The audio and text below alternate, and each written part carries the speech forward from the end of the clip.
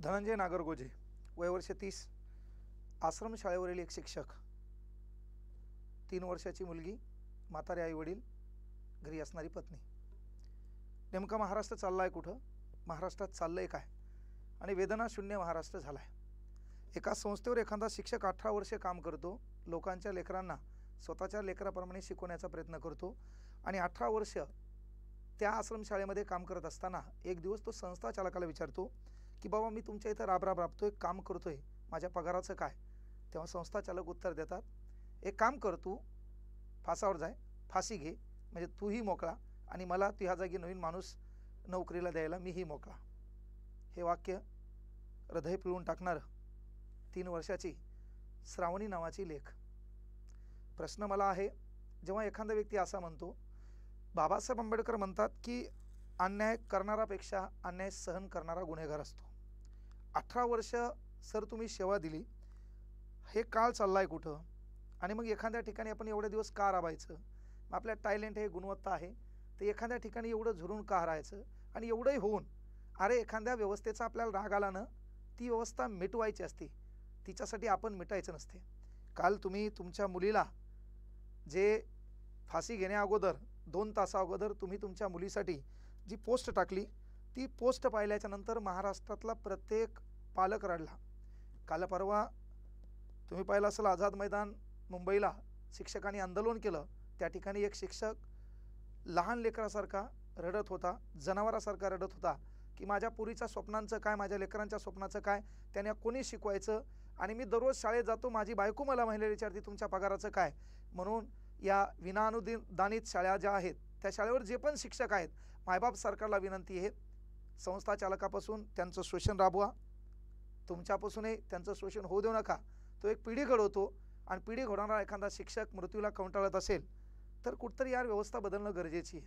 एखादा व्यक्ती गेला, मेणबत्त्या लावल्या, त्याच्यानंतर स्टेटस ठेवले, आपण घोषणाबाजी केली, यानं त्याच्या आत्म्याला शांती लाभो, ती लिहिल्यानं काहीही फरक पडत नाही. तो गेला जाणारा जातो, बाकीची दुनिया राजे महाराजे गेल्यावर बी चलायली आहे, चलत राहणार आहे.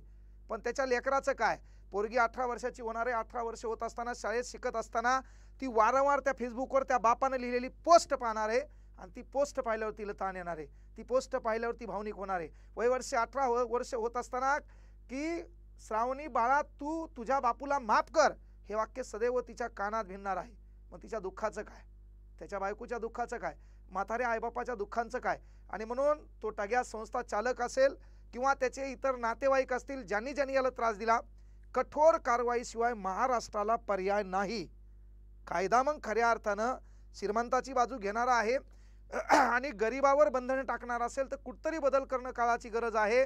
म्हणजे एखादा व्यक्ती, तुम्ही काय म्हणता, मृत्यूपूर्वी दिलेला जबाब हा सर्वात मोठा काय आहे, साक्ष पुरावा आहे.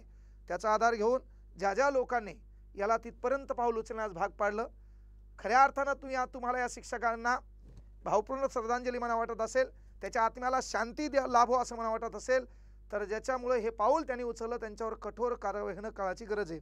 हे का बोलायलो मी, तर काल आझाद मैदानावर शिक्षक रडले, हो पगारी नाहीत, त्यांनाही स्वप्न आहेत, त्यांनाही घर आहे, त्यांनाही लेकरं आहेत, त्या लेकरांचंही शिक्षण आहे, अनेक अडचणी आहेत. आणि शिक्षक म्हणल्यावर समाजामध्ये ज्या त्वऱ्याने फिरायचे पण खिशात नाही, तर मग त्वरा दाखवायचा कुठून, हे असे अनेक प्रश्न आहेत.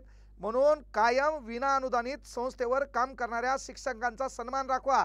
त्याच्यानंतर काही ठिकाणी संस्था चालक त्या शिक्षकाला स्वतःच्या शेतातल्या सालगाड्याप्रमाणे वागणूक देतात. तो आल्याच्या नंतर अरे बापरे, एखादा कार्यक्रम असेल त्या शिक्षकांना उन्हात उभं करणं, त्याच्यानंतर तू लेकराची काळजी घे, त्यांना शिवीगाळ, त्याच्यानंतर हा आल्याच्या नंतर हा 7वी नापास संस्था चालक, त्यांना ताड उभं करणार, हा अपमान कुठतरी सध्याच्या काळात तरी बंद करणं काळाची गरज आहे. हे का म्हणलो मी, या शिक्षकानं आपल्या मृत्यूच्या 2 तासा अगोदर, फाशी घेण्याच्या 2 तासा अगोदर त्याच्या 3 वर्षाच्या मुलीला लिहिलेली भावनिक पोस्ट आहे. काय म्हणले पहा, श्रावणी बाळा तुझ्या बापूला शक्य झालं तर माफ कर, मुलीला सोडून जायचं नाही. पण शेवटी नाटकं कशाची करता येतात, पैशाची नाही, आणि पैसा खुदा तो नाही लेकिन उसके सिवा कुछ भी नाही. जगात नाटकं कोणतीही जमतील, पैशाचं नाही. आणि तुमच्याकडे पैसा आहे का, तर लोक तुमच्यासोबत आहेत. जिथं गुळ आहे तिथं मासे आहेत, हे गोष्ट आवर्जून लक्षात घ्या. इथं प्रगतीला नातेवाईक आहे, अपयश हे पोरक आहे, अपयशाला कोणीच नाही. आणि मग पुरीसाठी लिहिलेली पोस्ट आहे. श्रावणी बाळा, तुझ्या बापूला माफ कर. मी माफी मागायची पण माझी लायकी नाही. बाळा, तुझ्या बाबतीत मी खूप स्वप्न पाहिले. बापाचं लेकीसाठी असलेलं वाक्य. 3 वर्षाचं एकच लेकरू आहे त्याला, पण त्या स्वप्नांना स्वप्नातच ग्रहण लागलं. काय करू, माझ्या मनात कधी स्वार्थ आलाच नाही. कधी मी कुणाला 2 रुपयांना फसवलं नाही किंवा कुणाला कर्ज पण घेतलं नाही. श्रावणी बाळा, शक्य झालं तर एकदा तुझ्या बापूला माफ कर, कारण मी तुला एकट्याला सोडून जात आहे. तुला अजून काही कळत नाही. तुझं वय आहेच किती, 3 वर्षे तुला काय कळणार. ज्यांना कळायला पाहिजे त्यांना बापू कधी कळला नाही.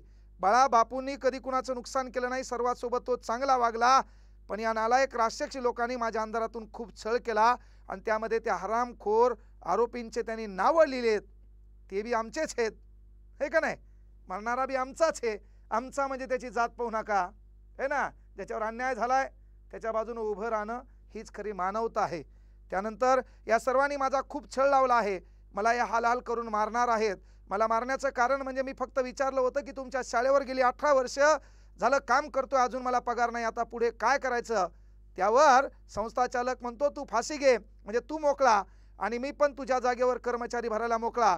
हे ऐकून माझ्या पायाखालची जमीन सरकरली आणि तिथून पुढे या लोकांनी मला त्रास देण्यास सुरुवात केली. श्रावणी बाळा, हे सर्व राक्षस आहेत. या राक्षसामुळेच मी तुझ्यापासून दूर जात आहे. तुला एकदा पाहण्याची माझी खूप इच्छा होती, पण हे दळभद्री बाप तुझ्या वाट्याला आला. काय करू, माझ्यापाशी कोणता पर्याय या लोकांनी ठेवला नाही.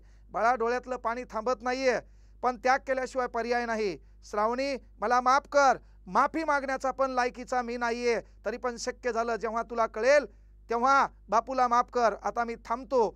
खूप त्रास होतो आहे. पुन्हाही त्या दलिंदर भिकारचोटांची नावं आणि मग हे सर्व माझ्या आत्महत्येचे कारणीभूत आहे, कारण यांनी मला खूप त्रास दिला आहे.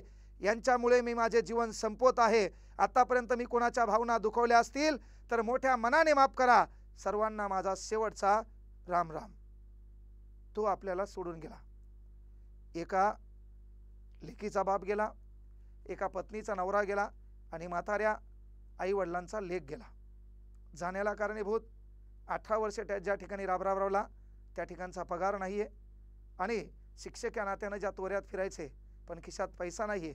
लोकांचे टोमणे, घरी ज्या भौतिक गरजा लागतात त्या गरजा देखील पुरवण्यास आपण अपयशी ठरलो. असे महाराष्ट्रात लाखो करोडो शिक्षक आहेत जे फुकट एखाद्या संस्थेवर आहे ना हाडाचं काढं करून रक्ताचं पाणी करून त्या संस्थेला देण्याचा प्रयत्न करतात. पण संस्था चालकांपासून, आजूबाजूंच्या लोकांपासून, घरातल्यापासून देखील त्याला त्रास सहन करावा लागतो. म्हणून विनंती आहे, एखादा व्यक्ती गेल्यावर केवळ भावनिक होऊ नका. जिवंतपणे त्या व्यक्तीला मदत करा, कारण तो मेल्यावर कैसी अनहोनी, जहाँ जहाँ तेरे पाव पड़े वो धरती अंबर हो जाए, बहती हवा सा थाओ, चिठ्ठी ना कोई संदेश. जिवंतपणे प्रत्येक व्यक्तीच्या चेहऱ्यामागं दुःख लक्षात घ्या. पाने वाला कौन है, खोने वाला कौन है, इस जहाँ में कौन किसी का होने वाला कौन है. क्यों किसी मैयत पे मातम करे हो दोस्तों, मरने वालों को कहाँ पता ये रोने वाला कौन है. म्हणून जिवंतपणे साथ देण्याचा प्रयत्न करा. आज तो गेलाय. ती 3 वर्षाची लेक आहे. त्या पत्नीचं दुःख तिला माहीत, मात्र आईवडिलांचं दुःख त्यांना माहीत. त्यांनी स्वप्न पाहिलं होतं, लेकराला शिकवलंय, डीएड करवलंय, येणाऱ्या काळात पगार होईल, आमचेही दिवस बदलतील. ते दिवस मात्र बदलले नाही. पण वाघासारखा लेक त्यांचा गेलाय. त्या पूर्ण परिवाराला या दुःखातून सावरण्याची ईश्वराला प्रार्थना करतो. शक्ती देव. सर नागरगोजे सर, तुमच्या आत्म्यास चिरकाल शांती लाभो. भावपूर्ण श्रद्धांजली. जय हिंद, जय महाराष्ट्र.